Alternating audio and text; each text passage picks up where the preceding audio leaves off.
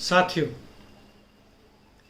भीख मांगने के खिलाफ एक पीआईएल पब्लिक इंटरेस्ट लिटिगेशन डाला गया था सुप्रीम कोर्ट में, जिस पर निर्णय कल ही आया है। पीआईएल का आधार था कि ट्रैफिक जंक्शन पे, मार्केट प्लेसेस में, पब्लिक प्लेसेस में भिखमंगे आ जाते हैं और इनसे आज का जो पैंडेमिक चल रहा है उसके भी बढ़ने की संभावना है।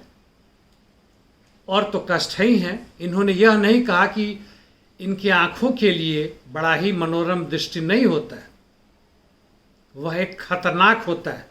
और मन में कहीं से ना कहीं तो आता है कि ट्रैफिक पर जो खड़े हैं, लाल बत्ती है, जा नहीं सकते हैं, यह क्यों हमारा मूड खराब कर रहा है। सुप्रीम कोर्ट का वर्डिक्ट जो भी इस संविधान के दायरे में हो सकता है सही था। उन्होंने कहा हम इस पर रोक नहीं लगा सकते। एक वेलफेयर स्टेट का यह कर्तव्य बनता है कि वह जनता की आधारभूत मूलभूत आवश्यकताओं को पूरा करे। और वेलफेयर स्टेट की कल्पना जिस रूप में भी हो, संविधान में हो, संविधान से बाहर हो, देश स्वतंत्र होने के बाद से ही है।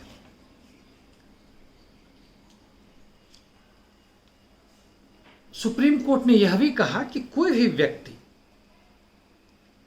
अपनी मन से खुशी से भीख नहीं मांगता है। एक दो हम अपवाद को छोड़ दे तो सुप्रीम कोर्ट की बात सही है।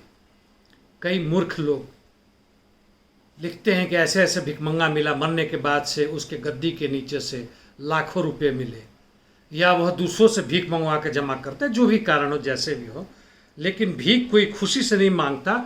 और इसी पे एक छोटी सी अलग बात मैं ये कहूँ कि जो वेश्यावृत्ति होती है, जिसे आधुनिक समाज ने सेक्स वर्कर्स का नाम दिया है, और साथ कई जो लिबरल्स हैं, उदारवादी हैं, वो कहते हैं कि यह महिलाओं का अधिकार है कि वो किस तरह का प्रोफेशन चुने। यह भी कहते हैं कि वेश्यावृत्ति विश्व की सबसे पुरानी प्रोफेशन है, हम उसे क्यों रोकें। यह उनका अपना चॉइस, अपना वो राइट है, और उसको ग्लोरीफाई करते हैं। और कितनी मर्जी से वो आती हैं, ये आपके मैं विचार पे छोड़ देता हूँ, आपके सोच पे छोड़ता हूँ। तो सुप्रीम कोर्ट ने आगे कहा कि यह सोशियो इकोनॉमिक प्रॉब्लम है, और उसने यह भी कहा कि सरकार को यह देखना होगा, एक तरह से डायरेक्शन भी शायद वो दें कि इन्हें वो रिहैबिलिएट करें, शिक्षा द्वारा, रोजगार के द्वारा। उसने यहाँ भी दिखाया कि उसके साथ जो छोटे छोटे बच्चे होते हैं उनके भी देखभाल का बंदोबस्त करें। यह सरकार कितनी करेगी इसका अंदाजा आपको है। उसने यह भी कहा कि इसको ज़रा ह्यूमैनिटेरियन और सिंपैथेटिक नज़रिए से देखें। यह सब खैर बकवास है, इससे कुछ भी नहीं होने वाला है। और जहाँ तक कोरोना वायरस की है तो सुप्रीम कोर्ट ने कहा टीकाकरण करें। यह भी बता दूं कि Bombay prevention of begging act जो 1959 में ही था, जो दिल्ली में भी लागू हो सकता है या है, ऐसे लोगों को डिटेंशन में डाल सकती है सरकार। कानून डाले भिखमंगों के लिए तो शायद अच्छा ही होगा, कुछ भोजन तो देंगे। एक अनुमान यह भी है, इसके पहले मैं अंत करूं, कि विश्व भर में रिफ्यूजीज जो हैं करीब 83 मिलियन है पूरे विश्व भर में, जिनकी संख्या 8 करोड़ 30 लाख बनती है पिछले वर्ष की गणना के हिसाब से। और जो बिना घर के हैं 150 मिलियन, या 2015 की गणना है, यानी 1 करोड़ 50 लाख। और ढंग के घर में जो नहीं रहते हैं, झुग्गी झोपड़ी में रहते हैं, उनकी संख्या मिला लें तो 1.6 बिलियन, 1.6 अरब। इस पूरे विश्व में हमारी आबादी 7.6 अरब की है। साथियों,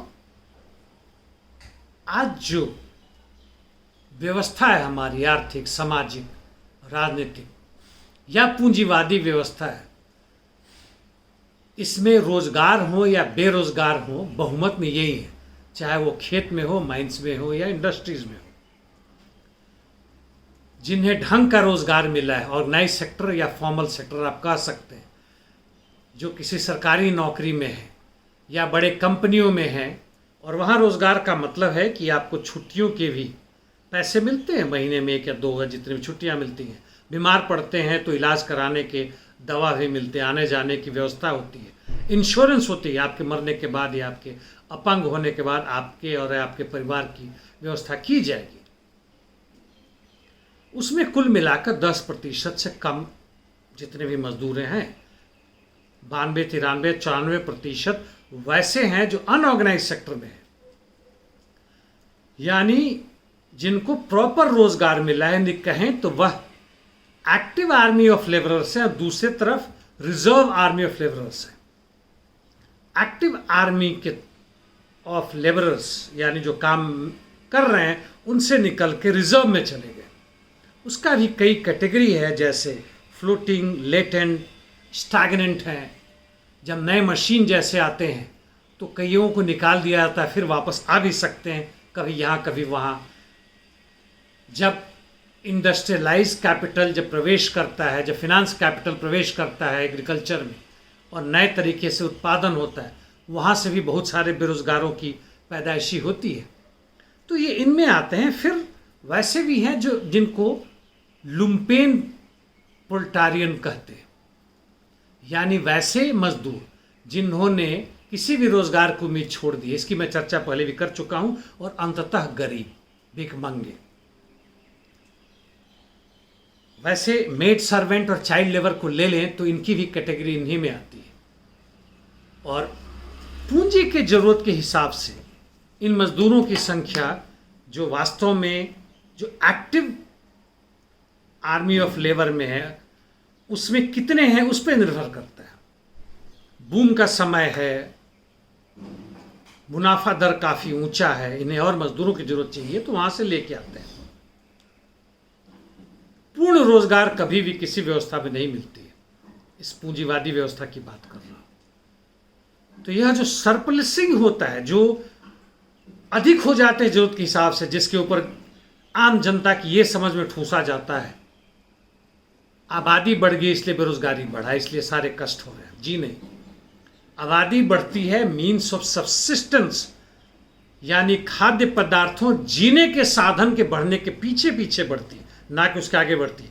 थोड़ा इधर उधर हो सकता है। वैसे भी अभी पूरे विश्व भर में जीने के साधन कहें तो हमारी पूरे विश्व में जितनी आबादी है उसका 2-3 गुना हम आसानी से उनको हम रोजगार भी दे सकते हैं, उन्हें शिक्षा भी दे सकते हैं, स्वास्थ्य भी दे सकते हैं, भोजन आवास भी दे सकते हैं, सब कुछ दे सकते हैं। समस्या इसका समाधान इस पूंजीवाद से बाहर है, इसके अंदर नहीं है। यही पैदा करती है बेरोजगारी।